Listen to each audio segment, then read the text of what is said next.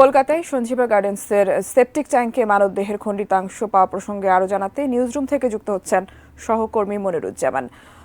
মনির, এ বিষয়ে আর কি তথ্য রয়েছে আপনার কাছে? আপনি তো নিশ্চয়ই জানেন, আমরাও যেটি জানাচ্ছিলাম দর্শকদেরকে, যে কলকাতার সঞ্জীবা গার্ডেন্সের সেপটিক ট্যাঙ্ক থেকে একটা খণ্ডিতাংশ উদ্ধার করা হয়েছে এবং ধারণা করা হচ্ছে, সেখানকার গোয়েন্দারা ধারণা করছে যে সেটি এমপি আনারের হতে পারে।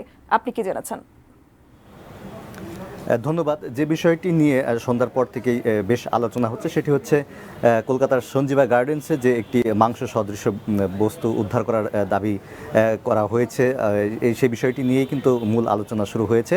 এবং আমরা জানি যে গত 13ই মে থেকে আমাদের ঝিনাইদহের 4-এর সংসদ সদস্য আনোয়ারুল আজিম আনার তিনি নিখোঁজ রয়েছেন এবং তিনি নিখোঁজ হওয়ার পর থেকেই সন্দেহভাজনদের গ্রেপ্তারে কিন্তু দুই দেশের পুলিশই কাজ করছে। সেই কাজের অংশ হিসেবেই বেশ কয়েকজনকে গ্রেপ্তার করে পরবর্তীতে তাদের দেয়া তথ্য অনুযায়ী দুই দেশের পুলিশই আমাদের বাংলাদেশের পুলিশই জানিয়েছিল যে তাকে হত্যা করা হয়েছে এবং হত্যা করার পর টুকরো টুকরো করে সেই তার যেই মরদেহের খণ্ডিতাংশ সেগুলো গুম করে বিভিন্ন জায়গায় ফেলে দেওয়া হয়েছে। তো সেই মরদেহের খণ্ডিতাংশ উদ্ধারেই কিন্তু দুই দেশের পুলিশই গত কয়েকদিন ধরেই ব্যস্ত সময় পার করছেন, বিভিন্ন জায়গায় তারা তল্লাশি করেছেন এবং পুরো বিষয়টিকে আরও পরিষ্কার হওয়ার জন্য কলকাতা থেকে একটি তদন্তকারী দলের 4 সদস্য আমাদের বাংলাদেশে এসেছিলেন। তারা এখানে বাংলাদেশের যেই গ্রেপ্তার 3 জন ছিলেন তাদের জিজ্ঞাসাবাদ করে তাদের কাছ থেকে তথ্য নিয়ে গেছেন এবং পরবর্তীতে আমরা দেখেছি, জানি যে গত রোববার বাংলাদেশের ঢাকার গোয়েন্দা প্রধান হারুনুর রশিদের নেতৃত্বে 3 সদস্যের একটি দল কিন্তু কলকাতায়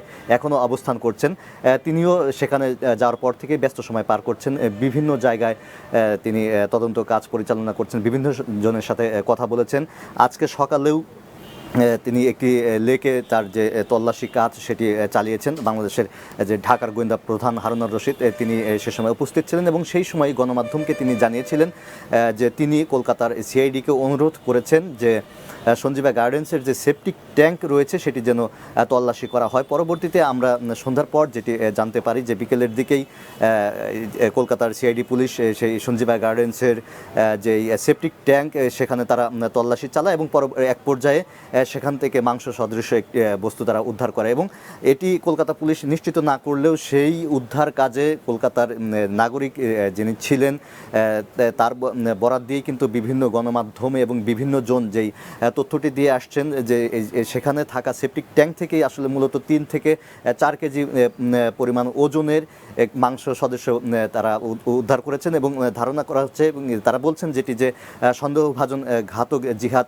যিনি পুলিশের কাছে আছেন, তিনি তাকে জিজ্ঞাসাবাদ করেই তার দেওয়া তথ্যেই তিনি যেটি জানিয়েছিলেন যে তার যেই বাসা সেই বাসার কমোডে তিনি এই পরিমাণ মাংসের যে টুকরো সেটি তিনি ফেলে দিয়েছিলেন এবং সেটি স্বভাবত কারণেই সেখান থেকে যেই সেপটিক ট্যাঙ্ক সে পর্যন্ত পৌঁছে গিয়েছিল এটি ধারণা করা হচ্ছে। এবং এই ফলশ্রুতিতে আমরা দেখেছি যে যখন গোয়েন্দা সিআইডি পুলিশ ঢাকার গোয়েন্দা প্রধানের অনুরোধে যখন কলকাতার সিআইডি পুলিশ সেই সেপটিক ট্যাঙ্কটি তল্লাশি চালায় ভেঙে তারপরেই এই মাংস সদৃশ বস্তু উদ্ধার করার খবর আমরা জানতে পেরেছি। তবে বিষয়টি এখনও এটি নিশ্চিত করে বলা যায় না যে সেই মাংসপিণ্ড কিংবা মাংস সদৃশ যেটি আছে সেটি আমাদের ঝিনাইদহের সংসদ সদস্য আনোয়ারুল আজিম আনারের। এটি নিশ্চিত করতে হলে ডিএনএ পরীক্ষার মাধ্যমে এটি নিশ্চিত করা যাবে। ডিএনএ পরীক্ষার পরেই যদি এটি প্রমাণ মেলে যে এই খণ্ডিতাংশ আমাদের সংসদ সদস্য আনোয়ারুল আজিম আনারের, তাহলেই এটি নিশ্চিতভাবে বলা যাবে যে